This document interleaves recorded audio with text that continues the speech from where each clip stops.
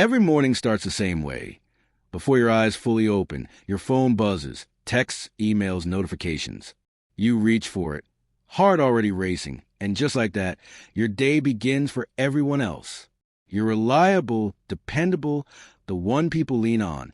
You pride yourself on being available. But beneath the surface lies a different truth.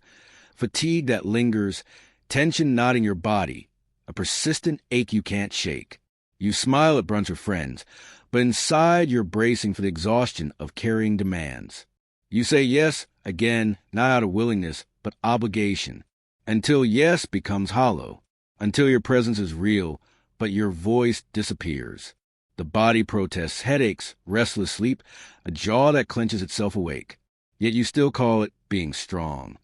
But really, it's a boundary crisis, a soul-level emergency. Carl Jung warned, until you make the unconscious conscious, it will direct your life, and you will call it fate. When you blur the line between you and everyone else, your energy leaks away. You lose your voice. You lose your center. You become the mirror for others, never the reflection of yourself. Jung described persona as the social mask we wear to adapt, saying it's a kind of mask designed on the one hand to make a definite impression upon others, and on the other, to conceal the true nature of the individual. Adaptation requires a mask. Identification with that mask kills yourself. The more you please, the weaker your center becomes. In those small moments, sensing tension, craving rest, you're close to threshold. That's not weakness. That's yourself calling out. Eventually, the breakdown hits. Anxiety, fatigue, burnout. But it's not malfunction. It's your psyche demanding the correction. Set a boundary. Boundaries aren't fences. They're lifelines. By learning to say no, you protect your territory. You don't close the door. You open space inside your own walls. This video invites you into that sacred restoration. What are emotional boundaries?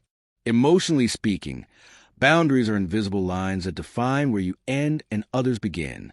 They guard your energy, your thoughts, your presence. Without them, you absorb emotions that aren't yours, anger, sadness, guilt, until you feel fractured. Consider a friend venting for an hour, while you sit in silence and guilt. Your compassion is mistaken for availability, but inside you feel like drowning. That's a porous boundary. Conversely, rigid boundaries leave you isolated, safe but lonely. Between those extremes lies freedom. A healthy boundary lets you give with intention, without sacrifice. It protects your energy and invites deeper presence. Science backs this. Blurred boundaries elevate stress hormones and impair focus. Structures like routines, rest, and pause restore clarity and resilience. In emotional terms, boundaries are essential. Jung's perspective, persona, shadow, and individuation. Jung saw boundary loss as more than burnout. It was spiritual. Identification with the persona, the mask shaped by societal expectations, leads to collapse.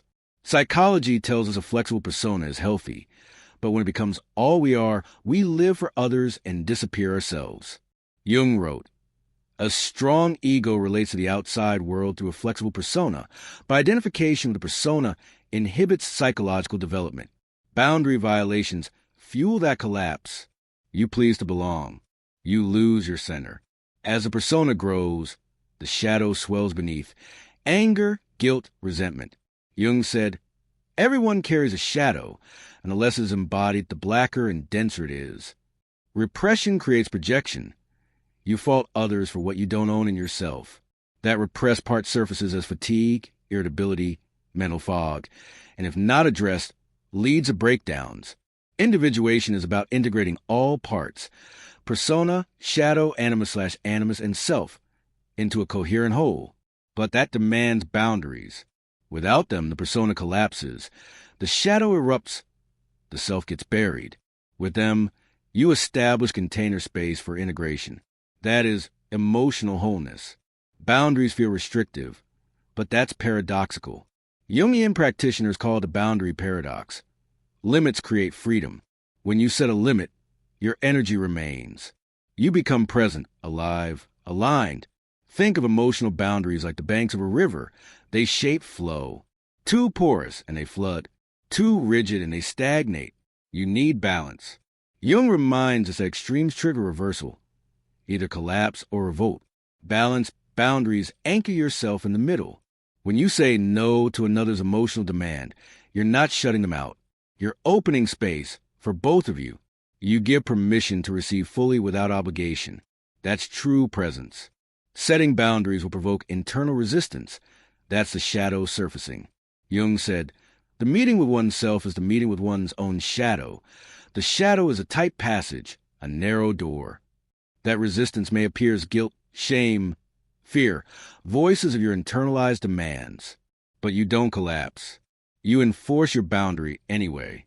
By reflecting on that resistance, via journaling, mirror work, active imagination, you discover the shadow's shape. You name it. You integrate it. You reclaim autonomy. That simple act, that saying no while feeling fear, reinforces yourself. Jung called individuation the painful ascent after descent into the unconscious. Boundaries are that structure, container for chaos, ladder to self. Here are 7 practices to build boundary muscle.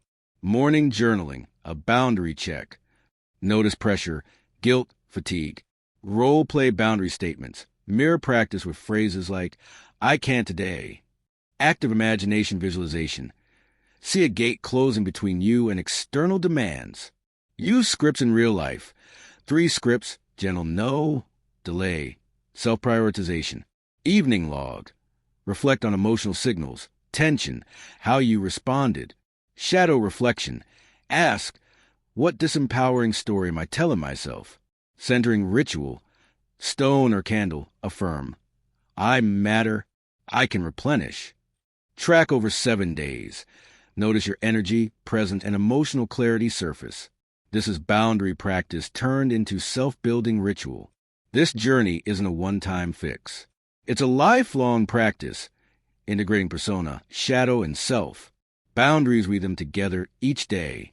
Jung said individuation is the aim of life, divest oneself of the false wrappings of persona and the suggestive power of primordial images. Wikipedia. Science confirms what he observed. The brain strengthens through boundary practice. Emotional discipline is neurological resilience. Burnout subsides. Clarity returns. You stand centered, available, but intact. Daily boundary practice is sacred, not selfish. It cultivates presence and invites others into authentic relationships. You become a living permission slip for others to return to themselves. So here's your invitation. For the next 7 days, engage the 7-step boundary workbook. At day's end, reflect, which boundary did I honor today? What did I feel? What surprised me? Then share your reflection in comments. If this resonated, share with someone drained by availability, and subscribe for deeper Jungian journeys. Remember, your return to self helps shift the collective, one boundary at a time.